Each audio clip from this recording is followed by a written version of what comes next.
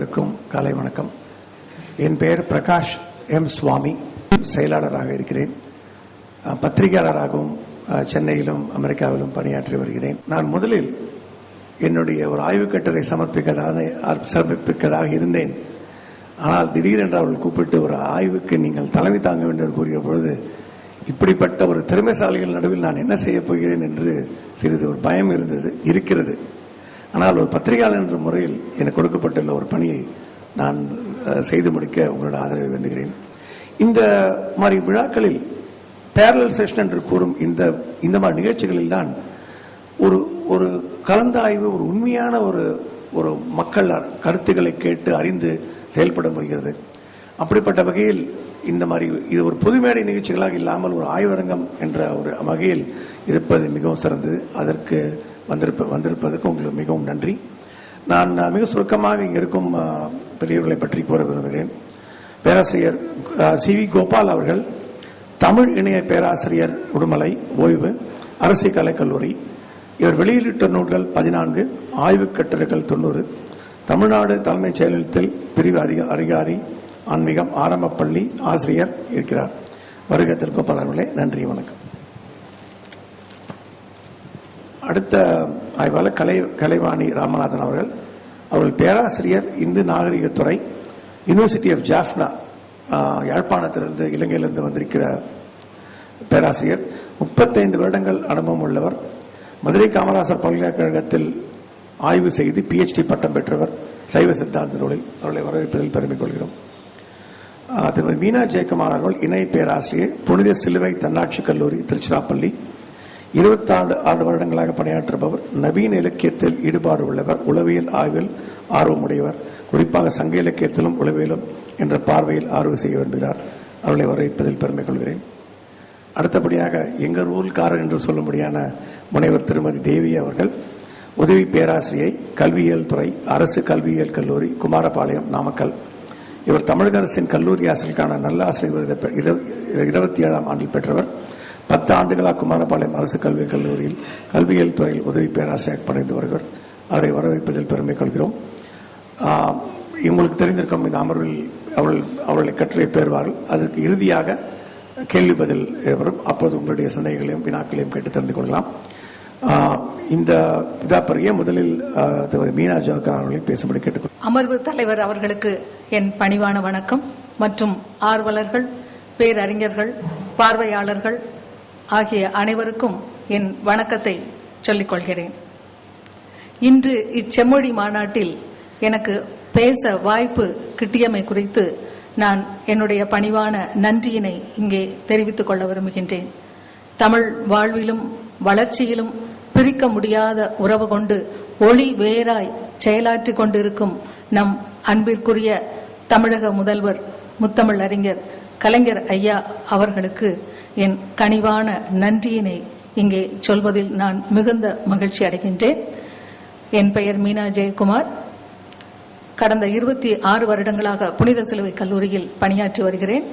என்னுடைய கட்டுரை வேட்கை 10 உளப்பகுப்பாய்வு என்பதாகும். ஐங்குறு நூற்றில் தோழி கூற்றாக வரும் முதல் 10 பாடல்கள் ஆய்வுக்குரிய பொருளாக எடுத்துக் கொள்ளப்பட்டுள்ளது. அலைபேசியில் அழகு தமிழில் குறுஞ்செய்திகளை பரிமாறிக்கொள்ளும் இக்காலத்திலும் சங்க இலக்கியங்கள் ஆளுமையுடையனவாகவே இருக்கின்றன. நம் நவநாகரிக இளைஞர்களின் ராப் இசைக்கும் ஈடு கொடுக்க வல்லவையாக இருப்பது நம் தமிழ் இலக்கியங்களின் செழுமைக்கும் இளமைக்கும் மற்றும் ஒரு உரைகள். முன்னை பழமைக்கும் பழமையாய், பின்னை புதுமைக்கும் புதுமையாய் விளங்குவன சங்க இலக்கியங்கள். சங்க இலக்கியங்கள் பெரிதும் வீரத்தையும் காதலையும் பாடுபொருளாக கொண்டுள்ளன. காதல் உணர்வு அற உணர்வாக கொண்டாடப்பட்டது. காதல் உணர்வே மனித சங்கிலி மண்ணுலகில் மறைந்து விடாமல் காக்கும் அறச்சங்கிலியாக போற்றப்பட்டது. இக்காதல் உணர்வு சங்க இலக்கியங்களில் அகம் என இனங்காணப்பட்டது. ஆணும் பெண்ணும் தக்க வயதில் காதல் உணர்வு வரப்பெற்றவராய் களவொழுக்கம் பூணுதலும் சில நாட்கள் சென்ற பின் திருமணம் முடித்து இன்ப வாழ்க்கை வாழ்தலும் அகப்பாடல்களில் பாடப்பட்டுள்ளன. காதல் உணர்வு, களவு, கற்பு என இரு வேறு நிலையில் காட்டப்பட்டுள்ளன. 8 தொகை நூல்களுள் ஒன்றான ஐங்குறு நூறு மருதத்திணையில் முதல் 10 பாடல்களாக அமைந்துள்ளது வேட்கை 10. அன்பின் ஐந்திணைக்குரிய களவு கற்பு என்னும் இருவகை ஒழுக்கங்களிலும் தலைவன் பிரிந்திருந்த காலத்தில் தலைவியும் அவள் தோழியரும் எங்கனம் பிரிவினை ஆற்றியிருந்தனர், எதனை விரும்பி இருந்தனர் என்பதை தலைவனிடத்தில் தோழி கூறுவதாக இவ்வேட்கை 10 பாடல்கள் அமைந்துள்ளன. முதல் 10 பாடல்கள் கற்பு கால ஒழுக்கத்தினையும் இறுதி 5 பாடல்கள் களவு கால ஒழுக்கத்தினையும் காட்டுவனாக அமைந்துள்ளன. இப்பாடல்களின் அமைப்பு முறையை நோக்குவோமேயானால், முதல் வரி அரசனை வாழ்த்துவதாகவும், 2ஆம் வரி நாட்டின் வளத்தை போற்றுவதாகவும், 3ஆம் வரி அரசனின் பண்பையும் நாட்டின் வளத்தையும் போற்றுவதாகவும் அமைந்துள்ளன. தலைவியின் உள்ள கிடக்கையினையும் அவளது புறச் செயல்களை கூறுவன போல் எழுதப்பட்டுள்ளன. பாடலின் பிற்பகுதி மருதநில வளத்தினை கூறுவதாகவும், அம்மருதநில காட்சிகளில் தலைவனின் போற்றா ஒழுக்கம் உள்ளுரையாகவும் வெளிப்படுத்தப்பட்டுள்ளன. புறத்தொழுக்கத்தில் நீண்ட நாள் ஒழுகி இப்புறவொழுக்கம் தனக்கு தகுதி அன்று என தெளிந்து மீண்டும் தலைவியோடு வாழ முற்பட்ட கற்பு காலத்திலும், களவினில் தலைவியுடன் பல நாள் ஒழுகி தோழியின் வற்புறுத்தலால் தலைவியை மனம் செய்து கொண்ட பின் தான் பிரிந்திருந்த காலங்களில் தலைவி தோழியின் மனநிலை எங்கனம் இருந்தது என்றும், அவர்கள் தம் மன துன்பத்தை எங்கனம் ஆற்றியிருந்தனர், எவற்றை விழைந்திருந்தனர் என்பதையும் அறிய விரும்பும் தலைவன் தோழியிடம் வினவியதாக துறை விளக்கம் அமைந்துள்ளது. தன்னை நோக்கி கேட்கப்பட்ட இக்கேள்விகளை தோழி மிக நேர்த்தியாக உள்வாங்கி பதில் இருக்கிறாள். தலைவன் கேட்ட வினாக்களுக்கு விடை கூற வேண்டிய கட்டாய சூழலினை மிகச் சரியாக தோழி பயன்படுத்திக் கொள்கிறாள். தலைவனது மாறான நடத்தைகள் தன்னையும் தன் தலைவியையும் எங்கனும் மன துன்பத்திற்கு ஆளாக்கின என்பதனை அவன் புரிந்து கொள்ளும் விதத்தில் நயமாகவும், அதே சமயம் தலைவியின் உள்ள பண்பாட்டு நாகரிகத்தினை தலைவனுக்கு உணர்த்தும் விதத்தில் தோழியின் கூற்றுகள் அமைந்துள்ளன. வேட்கை 10 பாடல்களின் திணை துறை விளக்கங்களையும் பொருள் அமைதியையும் நோக்குங்கால், தலைவியின் உள்ள வேட்கையும் அவளது புறச் செயல்களும் இரு முரண்பட்ட போக்கினை நமக்கு காட்டுவனவாக உள்ளன. பாடல்களில் தோழியரின் விருப்பங்களாக வெளிப்படுத்தப்படும் வரிகள் தலைவியின் இல்லற வாழ்க்கை காலந்தோறும் இனிமை குறையாது நட்புரிமையும் காதல் வாழ்வும் சிறக்க வேண்டும் என தோழியின் விருப்பங்களாக பாடலில் கூறப்படுகின்றது.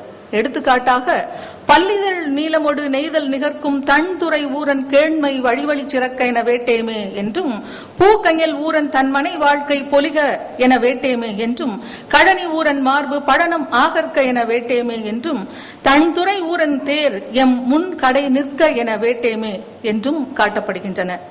தோழியின் உள்ள வேட்கை பாடல்களில் தலைவனின் வருகையால் மட்டுமே தலைவியின் வாழ்க்கை சிறக்கும் என்பதும், தலைவன் தன் தலைவிக்கு மட்டுமே உரிமை பூண்டவனாக இருப்பதே இல்லற அறம் என்பதையும் வெளிப்படையாக கூறுகிறாள். தோழியின் உள்ள விருப்பம் எவ்விதமான தடையும் தயக்கமும் இன்றி நேரடியாக பாடல்களில் வெளிப்படுத்தப்படுகின்றது. ஆனால் தலைவியின் உள்ள வேட்கையாக கூறப்படும் வரிகள் முற்றிலும் சமூக நலன்களையும் சமூகம் போற்றும் விழுமியங்களையும் தலைவி விரும்பியதாக காட்டப்பட்டுள்ளன.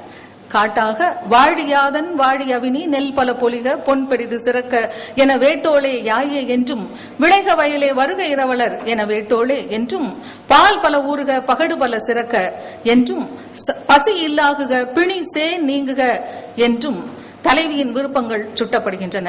மேலே காட்டப்பட்டுள்ள வரிகள் திருமணத்திற்கு பின் தலைவனின் தீ ஒழுக்கத்தால் தலைவனை பிரிந்து வாழும் தலைவி தன் மன துன்பங்களை எங்கனம் ஆற்றியிருந்தாள் என்பதை கூறுகின்றது. தலைவன் தன் போற்றா ஒழுக்கத்தை விட்டு தன்னை நாடி மீண்டும் வர வேண்டும் என தலைவி விரும்புவதே இயற்கை. ஆனால் இங்கோ தலைவி தன் அடிமன வேட்கையினை மறைத்து புறத்தே தன் மன உணர்வுகளுக்கு மாறாக செயல்படும் போக்கினை காணலாம். தன் வாழ்க்கையின் இன்பத்தில் தலைவனுடன் பிரிவில்லா உறவில் பெரிதும் முதன்மை தொடர்புடையவள் தலைவியே. ஆனால் 5 நூற்றில் காட்டப்படும் சூழல் முற்றிலும் மாறான தன்மை கொண்டுள்ளன. தலைவியின் நிழல் போல் அவள் மனமறிந்து செயல்படும் தோழியின் மன உணர்வுகள் எவ்வித தயக்கமும் இல்லாமல் இயல்பாக